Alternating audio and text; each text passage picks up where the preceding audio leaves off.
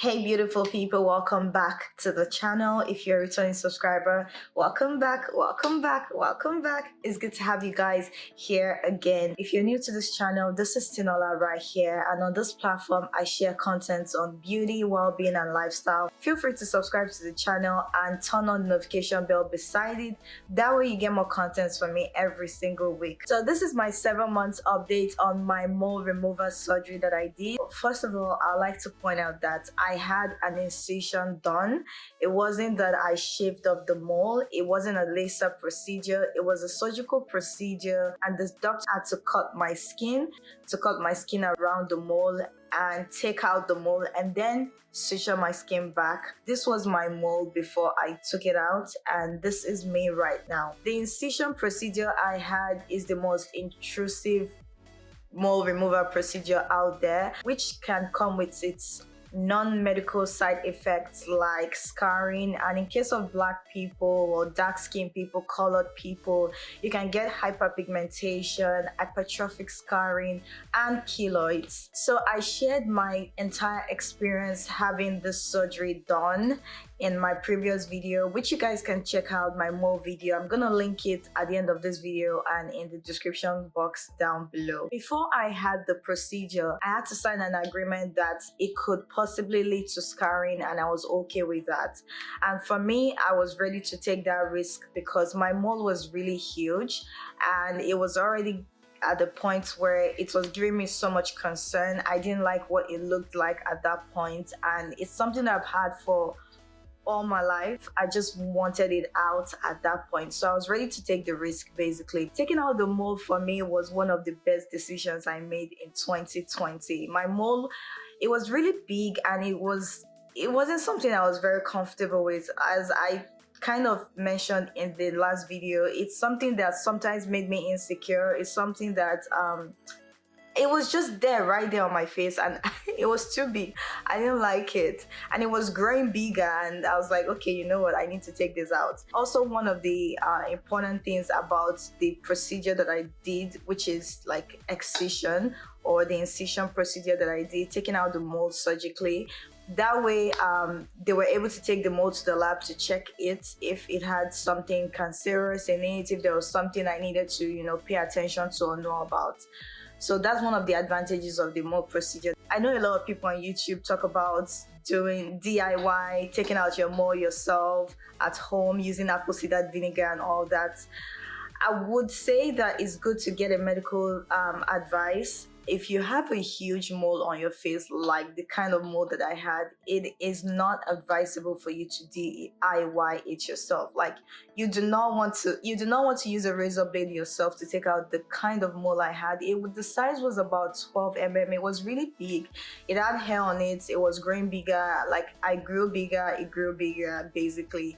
So it's not the kind of mole you DIY. It's not the kind of mole you just pick a razor blade and cut out, or take out yourself with apple cider vinegar and all that. So it's always good to get medical advice on taking out your mole. So this is the time where I'm going to show you guys what the mole looks like right now, 7 months after. This is my chin,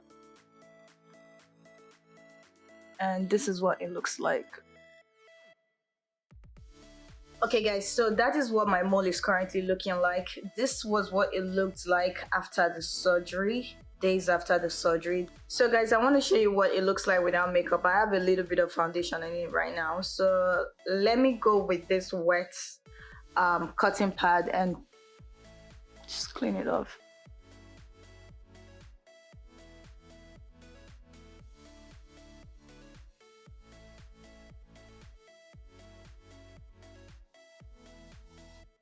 I had just a little bit of my foundation on it, and as you guys can see, that's what it looks like without makeup on it. It's really blended with my skin, in my opinion. It is not indented. I do have a little bit of hypertrophic scarring on it, and as you guys can see, it has that suture lines on it to show that it was stitched and sutured together. It's not really hyperpigmented because I personally also have been taking caution to apply my sunscreen whenever I go out on it, and because we've been using more of masks these days, and I really don't go out that much. I've not really been going out because of the lockdown. So I think that also helped to keep the skin surface blended well with my skin.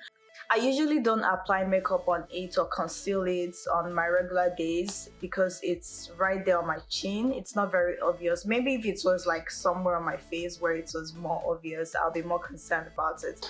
But right there, I'm cool with what it looks like right now, and I hope it does not grow bigger than this. The scarring, I hope it doesn't spread more than this or grow bigger or more obvious. So yeah, guys, I just wanted to really share that update with you. Also, I would like to say that the scarring does sometimes have hair on it. Before my mole remover, my mole used to have a lot of hair on it, guys. Like, it used to have so much hair on it, and I was always taking out hair every week with tweezers, and that for me was like, I know some people are like, why did you take out the mole? You didn't need to take out the mole. It was pretty, blah, blah, blah. Like, for the longest time, I had mixed feelings about the mole. But then it was getting to the point where I'm like, I don't need to have this on my face. It was stressful to maintain, and I was always cautious about it. Like, can you see the hair on it? Is someone staring at the hair? This, that, that. So I didn't want all that stress anymore. For me, it was okay just taking it out. I feel like if you have something that's causing you insecurity, or some moles are not healthy, and you just need to take them out. I feel like if you're in that situation, it is your body. Feel free to do what makes you happy. Obviously, you want to always try to find a balance, keep things modest. You don't need to go extreme or overboard with whatever you're doing to your body. I would advise to just keep things modest and balanced. But I think it's completely fine if you have a mole that you don't like, it's causing you insecurity, and you want to take it out. So guys, that is it for my 7 months update. Really loving my healing process. My scar looks nice, everything is good. I do not feel any pain. Maybe if I hit it hard, I might feel something, but that's basically like every other skin part.